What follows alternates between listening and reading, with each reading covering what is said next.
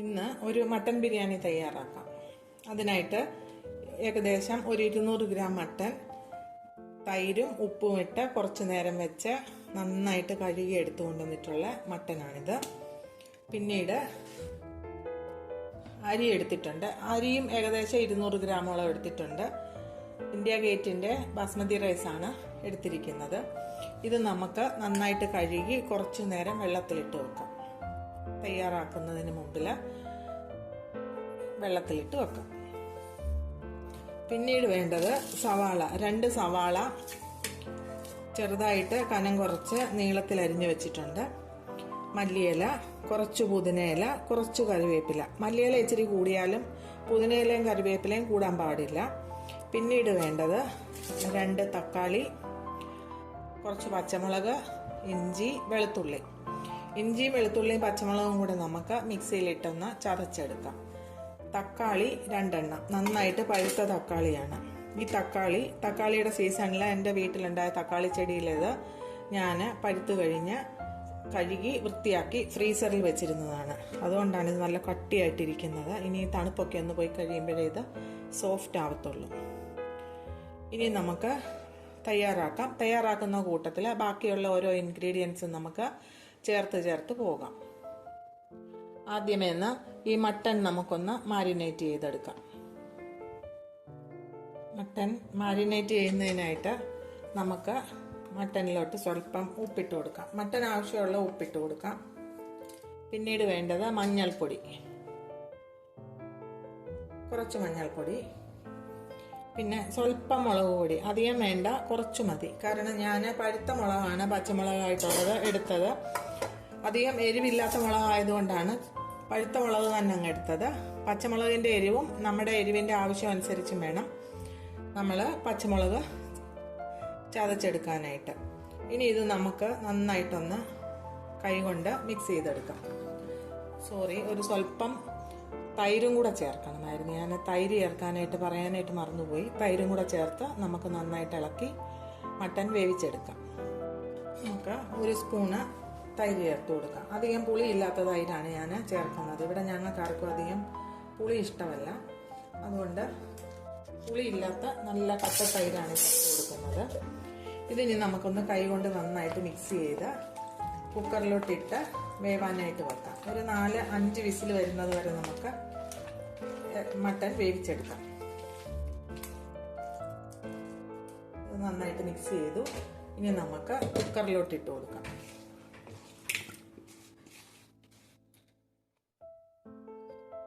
ഇനി മട്ടൻ വേവുന്നതിനായിട്ട് നമുക്ക് മിക്സിയുടെ ജാറിൽ നമ്മൾ ഇഞ്ചിയും വെളുത്തുള്ളിയും പച്ചമുളകും കൂടെ ചതച്ചെടുത്ത് മിക്സിയുടെ ജാറിലോട്ട് സ്വല്പം വെള്ളം ഒഴിച്ചിട്ട് ആ വെള്ളം നമുക്ക് വേവാനായിട്ട് ഒഴിച്ചു കൊടുക്കാം. മിക്സിയുടെ ജാറിൽ സ്വല്പം വെള്ളം ഒഴിച്ച് ഈ വെള്ളം നമുക്ക് ഒഴിച്ചു കൊടുക്കാം. എന്നിട്ട് ഇനി നമുക്ക് കുക്കറ് അടച്ചു വെച്ച് വേവുന്നതിനായിട്ട് വെയിറ്റ് ചെയ്യാം. ഒരു 5 വിസിൽ വന്നു കഴിയുമ്പോൾ ഗ്യാസ് അങ്ങ് നമുക്ക് ഓഫ് ചെയ്യാം. ഇനി മട്ടൻ വെന്ത് വരുന്ന സമയം കൊണ്ട് നമുക്ക് കുറച്ച് ഉള്ളി, സവാള വറുത്തെടുക്കാം. പിന്നീട് മുന്തിരിങ്ങ, പറങ്ങാണ്ടി ഇതെല്ലാം നമുക്കൊന്ന് വറുത്തെടുക്കാം. ആദ്യമേ എണ്ണ ചൂടാവാനായിട്ട് ചീനിച്ചട്ടി ഗ്യാസ് ഓൺ ചെയ്ത് വെച്ചിട്ടുണ്ട്. എണ്ണ നന്നായിട്ട് ചൂടായി. നമുക്കിതിലേക്ക് ആദ്യം പറങ്ങാണ്ടി ഇട്ട് കൊടുക്കാം.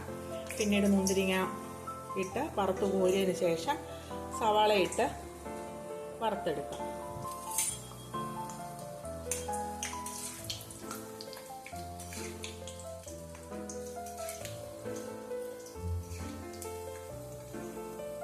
പറങ്ങാണ്ടി ചെറുതായിട്ട് ചുമന്നു ഇതിലേക്ക് മുന്തിരിങ്ങ ഇട്ട് കൊടുക്കാം.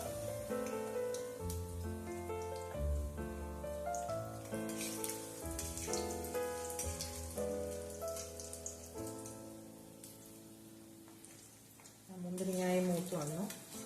ഈ പാകമാകുമ്പോൾ ഇത് രണ്ടും നമുക്കിങ്ങനെ കോരിയെടുക്കാം.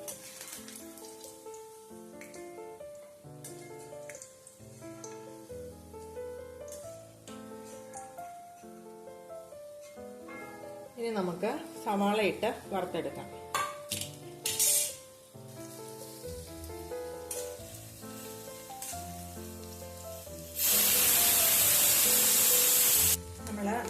എന്ന ഫുൾ ഫ്ലെയിമിലാണ് വെച്ചിരിക്കുന്നത്. ഈ ഉള്ളിയുടെ വെള്ളമൊക്കെ ഒന്ന് വലിഞ്ഞ് വരട്ടെ. ഒരു സ്വല്പം ഉപ്പൂടെ ചേർത്ത് കൊടുക്കാം. അങ്ങനെ വരുമ്പോഴേ എളുപ്പം ഉള്ളിയുടെ വെള്ളമെല്ലാം വറ്റി നല്ല ക്രിസ്പായിട്ട് ഉള്ളി വറുത്ത് കിട്ടും.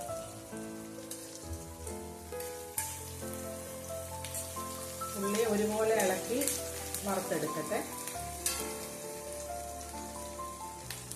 നമ്മുടെ ഉള്ളി പാകത്തിന് മൂത്ത് വന്നിട്ടുണ്ട്. നമുക്കിനി ഇതങ്ങ് വാങ്ങാം. ഇനി ഇത് തണുത്ത് കഴിയുമ്പോൾ കുറച്ചുകൂടി മൂക്കും കളറും അങ്ങ് മാറും. നമ്മൾ നന്നായിട്ട് കളർ മാറുന്നത് വരെ ഉള്ളി എണ്ണയ്ക്കകത്തിട്ട് കഴിഞ്ഞാൽ വാങ്ങി കുറച്ച് കഴിയുമ്പോൾ ഉള്ളി അങ്ങ് കരിഞ്ഞു പോകും. ഇതൊന്ന് നിരത്തി വെച്ച് കഴിഞ്ഞാൽ കുറച്ച് കഴിയുമ്പോൾ ഉള്ളി നല്ല ക്രിസ്പാവും, കളറും പാകത്തിനാകും. നമ്മുടെ മട്ടന് 5 വിസിൽ വന്നു. ഗ്യാസ് ഓഫ് ചെയ്തു. ഇനി നമുക്ക് ചോറ് വെക്കാനായിട്ടുള്ള കാര്യങ്ങൾ ചെയ്യാം. നമുക്കിനി അരി വേവിച്ച് ചോറാക്കുന്നതിനായിട്ടുള്ള കാര്യങ്ങൾ ചെയ്യാം. അതിനായിട്ട് 2 പാത്രം അരിയാണ് നമ്മൾ എടുത്തത്. അതിൻ്റെ ഇരട്ടി വെള്ളം 4 പാത്രം വെള്ളം എടുത്തിട്ടുണ്ട്. അത് നന്നായിട്ട് തിളച്ച് വരുന്നത് വരെ വെയിറ്റ് ചെയ്യാം. 4 പാത്രത്തിന് ഒരു സ്വല്പം ഞാൻ കുറച്ചേ എടുത്തിട്ടുള്ളൂ. കാരണം മട്ടൻ വെന്ത വെള്ളം കുറച്ച് ബാക്കിയുള്ളത് ഇതിലോട്ട് ചേർത്ത് കഴിഞ്ഞു കഴിഞ്ഞാൽ നമ്മുടെ ചോറിന് മട്ടൻ്റെ ഒരു ഫ്ലേവറും കൂടെ കിട്ടും. ഇനി ഇതിലേക്ക് നമുക്ക് ഗരം മസാല ഹോൾ സ്പൈസസ് ഇട്ട് കൊടുക്കാം. 4-5 ഏലക്ക, 2 തക്കോല, 1 കഷ്ണം കറുവാപ്പട്ട, 2-3 ഗ്രാമ്പു. ഇത്രയും നമുക്ക് ഈ വെള്ളത്തിലോട്ട് ഇട്ട് കൊടുക്കാം. പിന്നെ ആവശ്യത്തിനുള്ള ഉപ്പിട്ട് കൊടുക്കാം. ഉപ്പിൻ്റെ അളവ് കൂടരുത്. കാരണം ഈ വെള്ളം നമ്മൾ പറ്റിച്ചെടുക്കുന്നത് കൊണ്ട് ഈ ഉപ്പ് മുഴുവനും നമ്മുടെ അരി വേകുമ്പോൾ ചോറെ പറ്റും. അതുകൊണ്ട് ഉപ്പ് കൂടാതിരിക്കാനായിട്ട് ശ്രദ്ധിക്കണം. ഇനി നമുക്ക് കുറച്ച് നെയ്യ് ഒഴിച്ചു കൊടുക്കാം.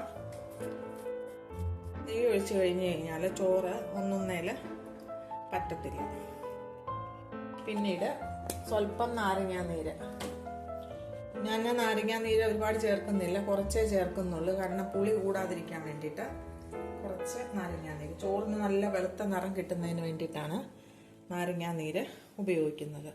ഇനി ഈ വെള്ളം ഒന്ന് തിളച്ച് വരട്ടെ. തിളച്ച് വന്നു കഴിഞ്ഞിട്ട് നമുക്ക് അരി ഇട്ട് കൊടുക്കാം. നമ്മുടെ വെള്ളം തിളച്ച് വരുന്നുണ്ട്.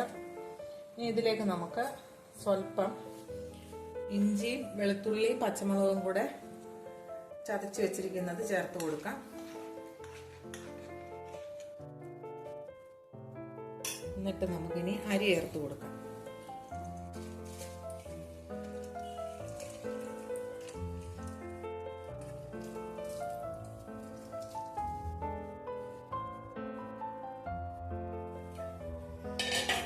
നമുക്കൊന്ന് ഇളക്കി കൊടുത്ത് നന്നായിട്ട് തിളച്ച് വരുന്നത് വരെ ഫുൾ ഫ്ലെയിമിൽ ഇരിക്കട്ടെ. എന്നിട്ട് നമുക്ക് തീയെ കുറച്ച് മീഡിയം ഫ്ലെയിമിലോട്ട് മാറ്റി ഒരു 80% വെന്താൽ മതി ഈ അരിയെ. ഇനി നമുക്ക് മട്ടൻ്റെ ചൂടാറിയെങ്കിൽ മട്ടൻ്റെ സ്റ്റോക്കും കൂടി ഇതിലോട്ട് ഒഴിച്ചു കൊടുത്ത് നമുക്ക് അടച്ചു വെക്കാം. നമ്മുടെ മട്ടൻ വെന്തിട്ടുണ്ട്. അതിൽ കുറച്ച് സ്റ്റോക്കുണ്ട്. അത് നമുക്ക് കുറച്ച്, ഇത് മുഴുവനും വേണ്ട, സ്വല്പം ഒഴിച്ചു കൊടുത്ത് നന്നായിട്ടൊന്ന് ഇളക്കി അടച്ചു വെക്കാം.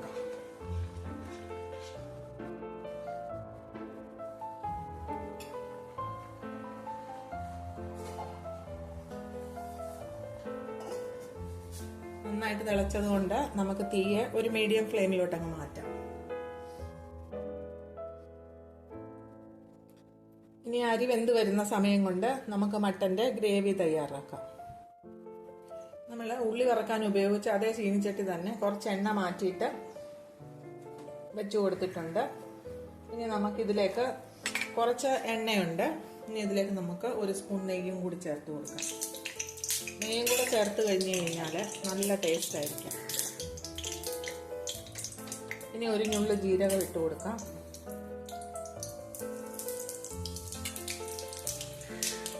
നമ്മൾ ഫ്രൈ ചെയ്തതിൻ്റെ ബാക്കി ഇരിക്കുന്ന സവാള ഇതിലോട്ട് ഇട്ട് കൊടുക്കാം. ഒന്ന് വാടി വരുമ്പോൾ നമുക്ക് ഇഞ്ചി പച്ചമുളകും കൂടെ ചേർത്ത് കൊടുക്കാം. അതൊന്ന് പതുക്കെ വാടി വരട്ടെ.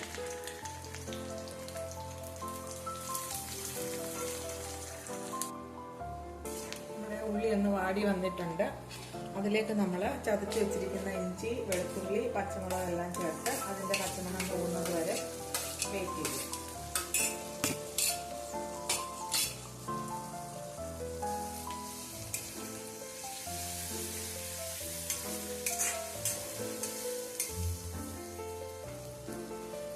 ഇഞ്ചി വെളുത്തുള്ളിയുടെ എല്ലാം പച്ചമണം മാറി.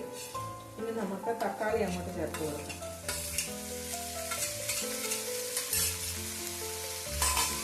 കുറച്ച് മല്ലിയില ചേർത്ത് കൊടുക്കാം. കുറച്ച് പുതിനയുടെ ഇല ചേർക്കാം. സ്വല്പം കറിവേപ്പിലയും ചേർത്ത് കൊടുക്കാം. ഇത് നന്നായിട്ടൊന്ന് തക്കാളിയെല്ലാം ഉടനെ നല്ലതായിട്ട് വരുന്നത് വരെ നമുക്ക് വെയിറ്റ് ചെയ്യാം.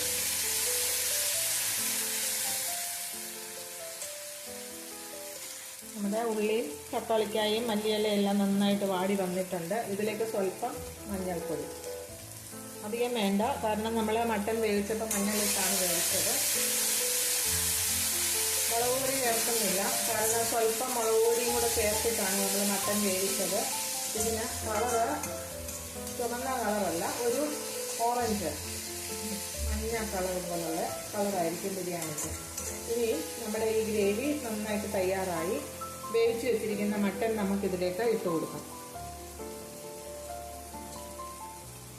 നമ്മുടെ മട്ടന് ഗ്രേവിയോടുകൂടി, ബാക്കിയുള്ള ഗ്രേവിയോടുകൂടി ഇതിലോട്ട് ഇട്ട് കൊടുക്കും.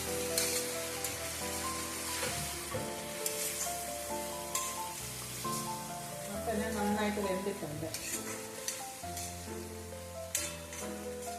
ഞാൻ ബിരിയാണി ഉണ്ടാക്കുന്നത് എൻ്റേതായിട്ടുള്ള ഒരു സ്റ്റൈലിലാണ്.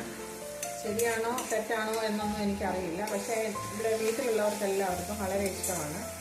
അതുകൊണ്ട് ഞാൻ ഈ രീതിയിൽ തന്നെയാണ് എപ്പോഴും ബിരിയാണി ഉണ്ടാക്കുന്നത്. ഇതിൻ്റെ ഉപ്പൊന്ന് നമുക്ക് നോക്കാം, ഉപ്പുണ്ടോ?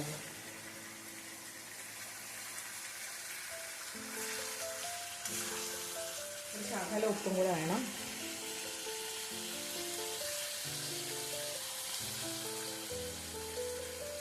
ഇനി നമ്മൾ കുരുമുളക് പൊടി ചേർത്തിട്ടില്ല. കുരുമുളക് പൊടി സ്വല്പം ചേർക്കണം, കാരണം ഇത് മട്ടനാണല്ലോ.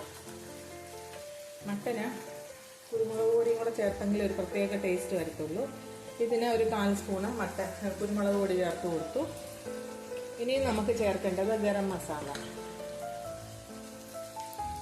ഗരം മസാല ഞാൻ വീട്ടിൽ പൊടിച്ചതാണ്, അതുകൊണ്ട് വളരെ കുറച്ച് ചേർത്താൽ മതി, നല്ല ഫ്ലേവറാണ്.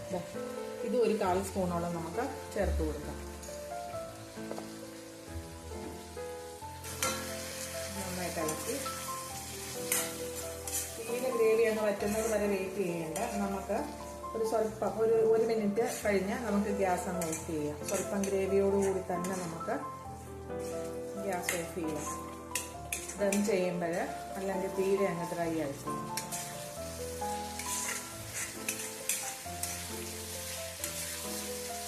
ഗരം മസാലയുടെയും കുരുമുളകിൻ്റെ ടേസ്റ്റൊക്കെ ഒന്ന് ഇതിൽ പിടിക്കുന്നത് വരെ നമുക്ക് നൽകാം.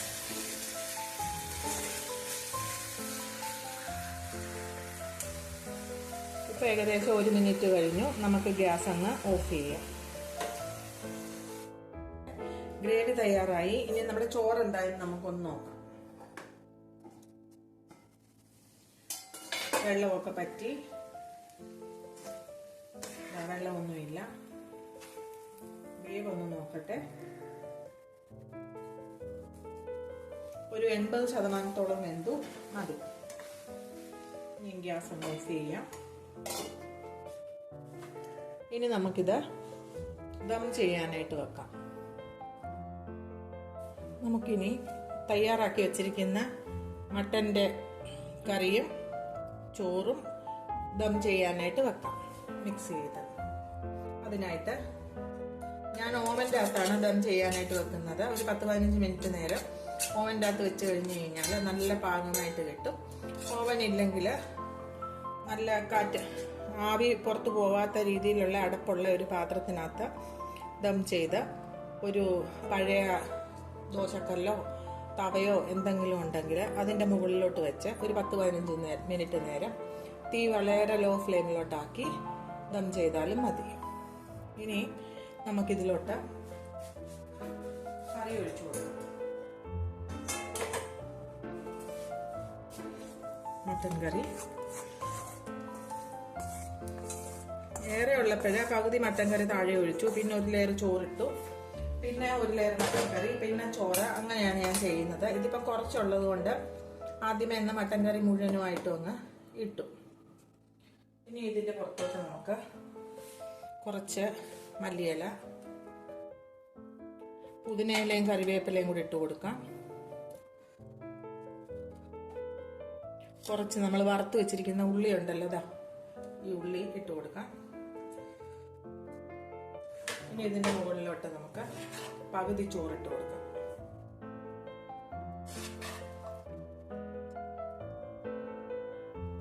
ചോറടിക്കൊന്നും പിടിച്ചില്ല, നല്ല പാകത്തിന് കിട്ടി. ഒരു 80% വേവില് കിട്ടിയിട്ടുണ്ട്. ഇനി ഇതിന്റെ മുകളിലോട്ട് നമുക്ക് ബാക്കിയുള്ള ഉള്ളി, പറങ്ങാണ്ടി, മുന്തിരി വറുത്ത് വെച്ചിരിക്കുന്നത്,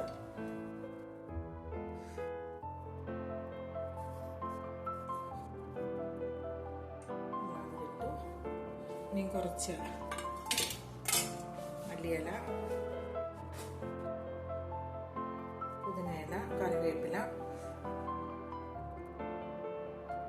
കുറച്ച് ക്യാരറ്റ്, കുറച്ച് പൈനാപ്പിൾ ചെറിയ കഷ്ണങ്ങളായിട്ട് അരിഞ്ഞത്.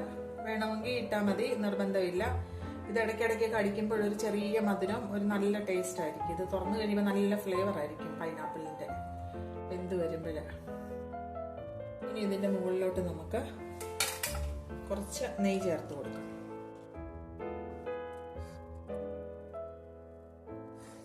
ഇനി നമുക്ക് ബാക്കിയുള്ള ചോറുകൂടെ ഇട്ട് കൊടുക്കാം. ഇതിനകത്തുള്ള ഈ മസാല നമുക്ക് ഇങ്ങനെ എടുത്ത് മാറ്റാം, അല്ലെങ്കിൽ അതൊരു വലിയ കഷ്ണമായിട്ട് അവിടെ കിടക്കും.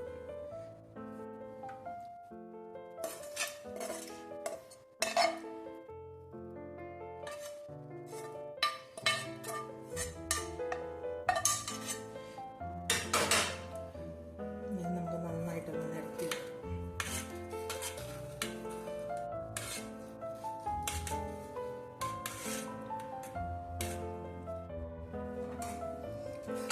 ഇനി ബാക്കിയുള്ള ഈ ക്യാരറ്റും പൈനാപ്പിളും കൂടെ നമുക്ക് ഇതിലോട്ട് ചേർത്ത് കൊടുക്കാം.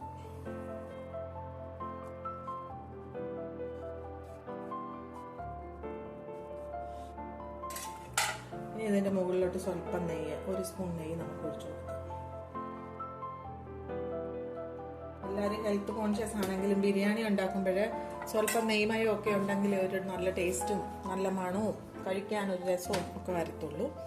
ഇനി ഇത് നമുക്ക് ഒരു ഫോയിൽ പേപ്പറിൽ നന്നായിട്ട് മടക്കി ഓവൻ്റെ അകത്ത് വെച്ച് ഒരു 10-15 മിനിറ്റ് നേരം ദം ചെയ്യാം.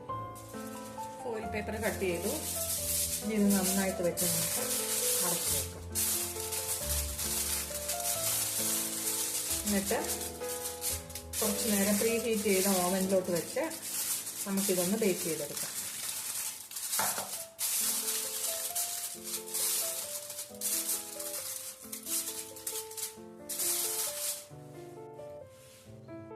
ഓവന് 180 ഡിഗ്രിയിൽ ഒരു 4-5 മിനിറ്റ് പ്രീ ഹീറ്റ് ചെയ്തു. ഇനി ഇത് നമുക്ക് ഓവനിലോട്ട് വെച്ച് ഒരു 15 മിനിറ്റ് നേരം 180 ഡിഗ്രിയിലൊന്ന് ദം ചെയ്തെടുക്കാം.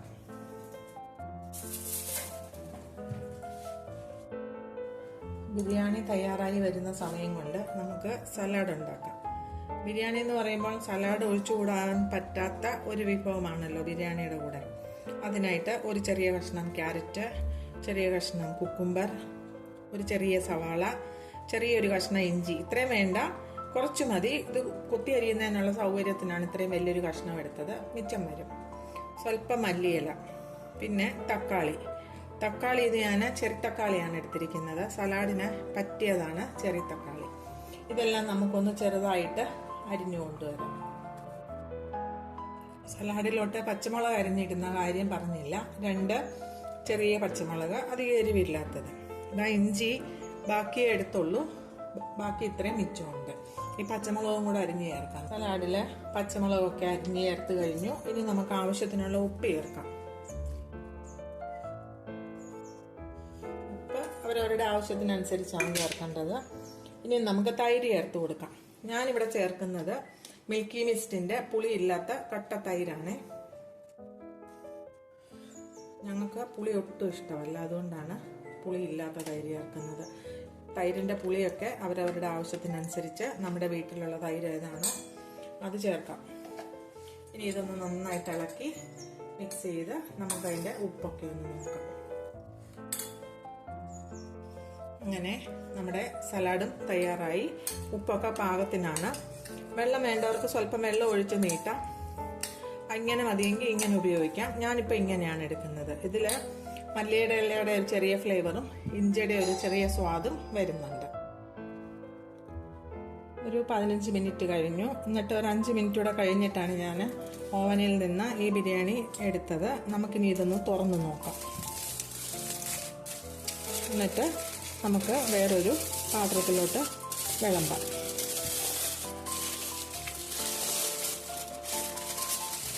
തുറന്നപ്പോഴേ നല്ല മണം വരുന്നു.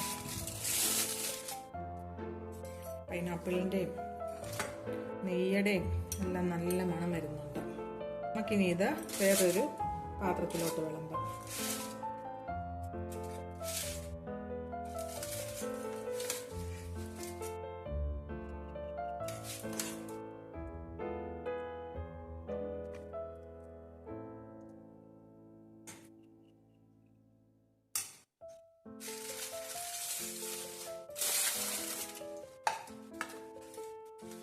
ഇനി നമുക്ക് സ്വല്പം സലാഡ് ഇട്ട് കൊടുക്കാം.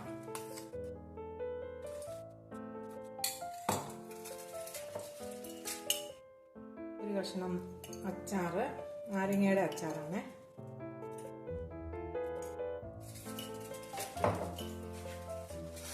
പപ്പടം